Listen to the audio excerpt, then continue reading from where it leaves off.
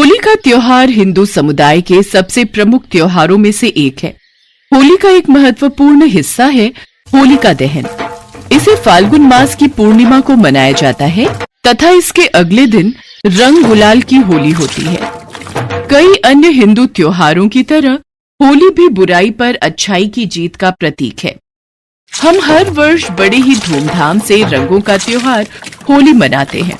उससे एक दिन पहले मुख्य होली का त्योहार मनाया जाता है, जिसे होलिका दहन कहते हैं। इसमें सुबह के समय लोग वहां जाकर पूजा करते हैं, जहां रात को होलिका दहन होना होता है और रात में धूमधाम से होलिका दहन किया जाता है। हर त्योहार की अपनी एक कहानी होती है, जो धार्मिक मान्यताओं पर आधारित होती है। होली के पीछे भी एक कहानी है। इसकी कथा सतयुग के एक दैत्यराज हिरण्यकश्यप व उसके पुत्र भक्त प्रहलाद से जुड़ी हुई है। महर्षि कश्यप की पत्नी दक्ष पुत्री दीति के गर्भ से दो महान पराक्रमी बालकों का जन्म हुआ। इनमें से बड़े का नाम हिरण्यकश्यप और छोटे का नाम हिरण्याक्ष था। दोनों ही महाबलशाली, महापराक्रमी और आत्मबल संपन्न थे। दोनों भाइयों ने युद्ध में देवताओं को पराजित करके स्वर्ग पर अधिकार कर लिया।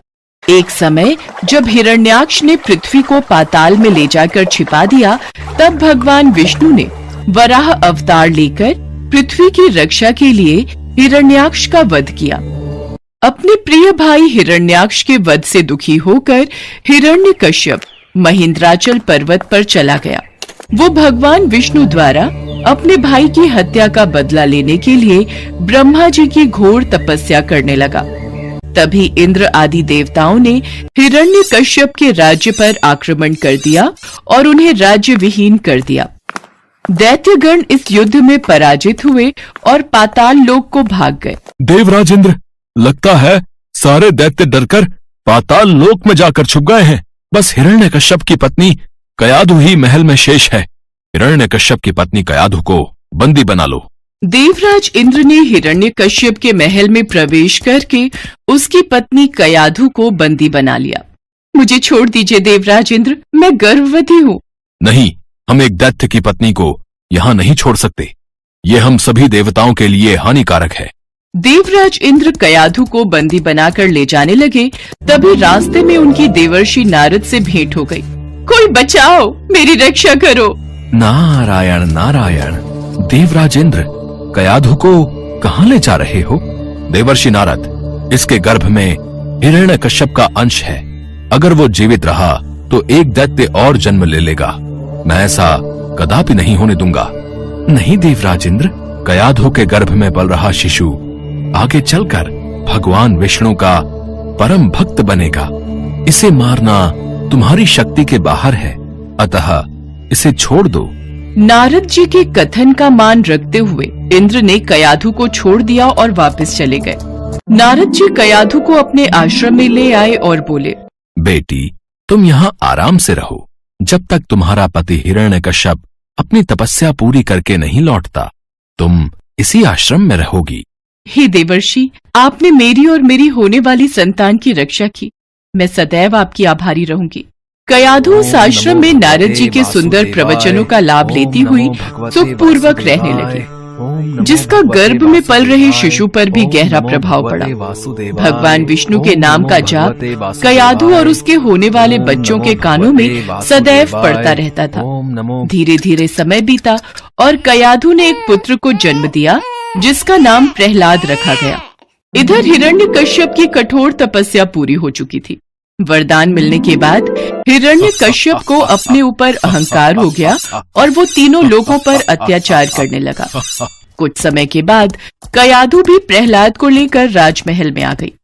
भक्त प्रहलाद शिक्षा दीक्षा ग्रहण करने गए तो वहां भी वो श्रीहरि का नाम ही जपते थे। जब ये बात हिरण्यकश्यप को पता चली तो वो क्रोध में आ गया। अरे, ये बड़ा दुरात्मा है, इसको मार डालो। अब इसके जीने से कोई लाभ नहीं है, क्योंकि ये शत्रु प्रेमी तो अपने कुल का ही नाश करने वाला हो गया है। नहीं नहीं स्वामी, ऐसा मत कीजिए। मेरे लाल, मेरे बालक को छोड़ दीजिए। ये आपका पुत्र है। सैनिकों ने प्रहलाद को अनेकों प्रकार से मारने की चेष्टा की, पर उनके सभी प्रयास श्रीहरि की कृपा से असफल हो जाते थे। हिरण्यकशिपु ने प्रहलाद के हाथ पैर बांधकर समुद्र में फेंकवाया, विषैले सांपों से डसवाया और पर्वत शिखर से गिराया, पर भगवान विष्णु के आशीर्वाद से प्रहलाद को कुछ भी नहीं हुआ। विष मिला भोजन खाने के बाद भी प्रहलाद पर कोई असर नहीं हुआ। प्रहलाद को मारने के सब प्रकार के प्रयास विफल हो चुके थे। एक दिन हिरण्यकश्यप इसी चिंता में डूबा हुआ था, तभी उसकी बहन होलिका उसके पास आई और बोली, भैया, मैं इतने महान बलशाली राजा को इस तरह चिंता में डूबा नहीं देख सकती। आपको आपकी सभी चिंताओं से मुक्ति दिलाने के लिए मैं आपके पास एक प्रस्ताव लेकर आई हूँ। कैसा प्रस्ताव बहन होलिका? मेरी तो सबसे बड़ी चिंता वो विष्णु भक्त प्रहलाद है। मुझे तो सिर्फ उसे मृत्यु दंड देना है, उसके बाद मेरी सारी चिंताएं दूर हो जाएंगी। हाँ भैया, मेरे पास एक रास्ता है जिसके द्वारा आप प्रहलाद को मार सकते हो। भैया, आप तो जानते ही हो, मुझे भगवान ब्रह्मा से वरदान प्राप्त है कि अग्नि मेरा कुछ नहीं बिगाड़ सकती। यदि मैं प्रहलाद को अपनी गोद में बिठाकर अग्नि में बैठ जाऊं, अर्थात सैनिकों की सहायता से एक बड़ी जगह पर चिता जलाई जाए और उस अग्नि में मैं प्रहलाद को अपनी गोद में लेकर बैठ जाऊंगी। मैं उसे कसकर पकड़कर रखूंगी ताकि वो उस अग्नि से निकलकर भागने न पाए और उसी चिता में जलकर भस्म हो जाए। उसके पश्चात प्रहलाद जलकर भस्म हो जाएगा और आपके मार्ग का कांटा भी साफ हो जाएगा। अति उत्तम बहन होलिका, अति उत्तम। शीघ्र ही मैं सैनिकों को आदेश देता हूँ कि प्रहलाद के लिए एक बड़ी चिता तैयार की जाए। इसके बाद हिरण्यकश्यप ने अपने सैनिकों को यही आदेश दिया। कुछ ही समय में एक खाली जगह पर विशाल लकड़ियां और घास फूस इकट्ठी कर दी गई और उसके बीचों बीच होलिका प्रहलाद को अपनी गोद में लेकर बैठ गई। इसके पश्चात हिरण्यकश्यप की आज्ञा अनुसार उस चिता में आग लगा दी गई। आग लगते ही प्रहलाद हमेशा की तरह विष्णु विष्णु का नाम जपने लगा। जैसे जैसे अग्नि की आंच उन तक पहुंचने लगी, वैसे वैसे होलिका को उसकी तपन महसूस होने लगी। वो आश्चर्यचकित थी, क्योंकि इससे पहले अग्नि ने उसे कभी ऐसा अनुभव नहीं करवाया था। अब अग्नि उन तक पहुंच चुकी थी और होलिका का शरीर उस अग्नि से जलने लगा था। तो वहीं प्रहलाद निश्चिंत होकर बैठा था और विष्णु नाम का जाप कर रहा था। होलिका को ये देखकर बहुत क्रोध आया और वो चीख चीख कर भगवान ब्रह्मा के दिए वरदान को झूठा बताने लगी। छल, मुझसे छल हुआ है। ब्रह्मदेव का वरदान झूठा है। बचाओ, कोई बचाओ। होलिका की बातों को सुनकर भगवान ब्रह्मा जी प्रकट हुए और बोले, शायद तुम भूल रही हो, ये वरदान देते समय मैंने तुमसे कहा था कि ये तभी प्रभावी होगा जब तुम इसे स्वयं की रक्षा करने या दूसरों की भलाई के लिए उपयोग करोगी, पर तुम्हारे हाथों से इस वरदान का दुरुपयोग हुआ है।